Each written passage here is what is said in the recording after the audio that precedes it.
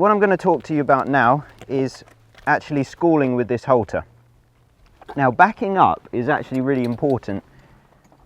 Mr. Davis, why do I need to back my horse when going forwards onto the trailer is what I want, or standing still is what I want? Well, backing up, if a horse isn't trained to back up in like a partnership, you know, backing up, then the horse owns reverse, and they'll use it against you. They'll run backwards, the tough ones will, and they'll use it against you. Now, we're here on a concrete yard just outside the stables, outside the barn. And but I recommend that if you've got a young horse or a problem horse, that you're on good footing, you know, sand in the menage preferably, or if you've got a round pen, great, but most people would just have like a rectangular menage or a square pen, and about 2 inches of sand above the subsoil, or certainly, you know, a good surface in your school is ideal. So backing up, if you teach the horse to reverse, they're less likely to be nappy or running backwards. We say nappy in the horse industry, don't we? Bulky, I think they say in America. They're less likely to be a horse that would run back or take charge of you like that. So what I'm going to do is just take hold of the halter about this far away on the lead, and I'm going to step to her shoulder, and she should back up, but she didn't. So what I'm going to do is apply pressure to the halter as I step into the shoulder, and just pressure and release and ask her to back up. Now she's like got roots in the ground. I'm going to back forward, I'm going to back up and ask her to come forward, not looking her in the face. She's got roots in the ground. She's really stubborn and not very supple at the moment. So I'm going to do it again, step into the shoulder and back her up. And then I'm going to look down between her front feet, not looking her in the face. I can still see the whole horse, but I'm not going to look her in the eye or anything. And I'm going to walk backwards, sorry, dyslexic moment, and ask her to come forwards. Now the coming forwards with her seems to be a lot easier. Go to the shoulder, again nothing. Into the shoulder, nothing.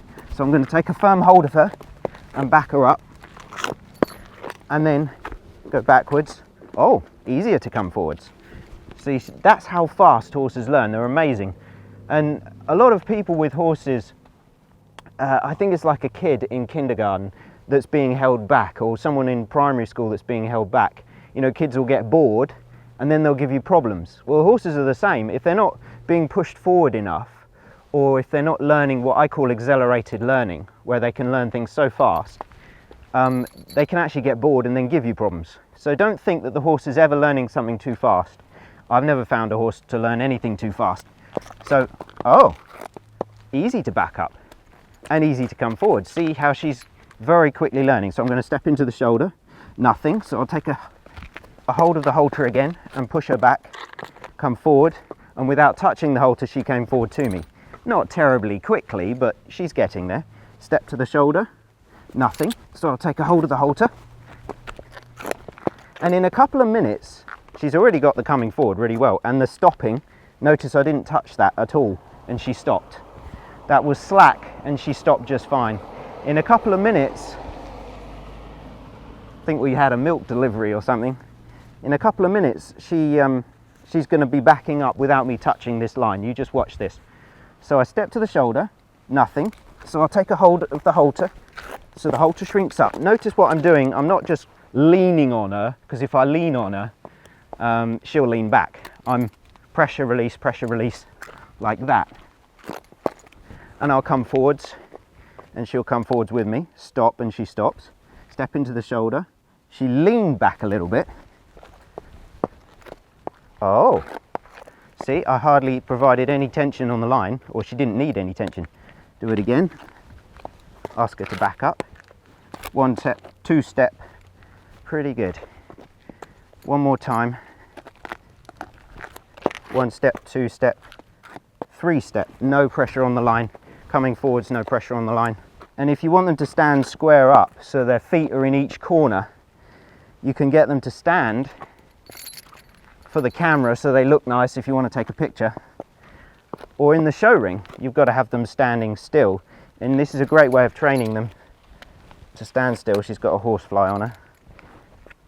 Just by moving yourself, your body language, you can get her to stand. And when she's square, she's not square fully, when she's square, you can just let her stand there and then get her attention like this, her ears forwards, and there you've got your picture. Or she'll look nice for the judge. Obviously, if you're in the show ring, you're standing here by the horse's shoulder and looking really smart. And they'll just stand there. And I can literally just walk away and she'll stand there. I'm going to look her in the eye now, because looking in the eye means don't follow me in their language. Horses speak a body language.